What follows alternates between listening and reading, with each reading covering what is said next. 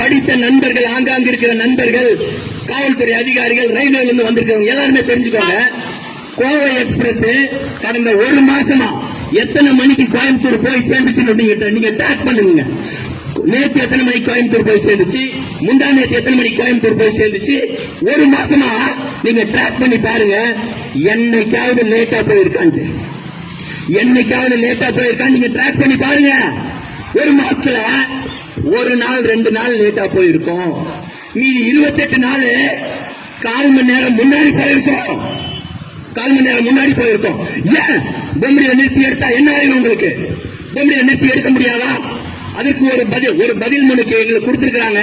ஒரு எக்ஸ்பிரஸ் நின்று எடுத்தா 14,000 ரூபாய் செலவாகுமா? இபி சார்ஜ் மட்டும்.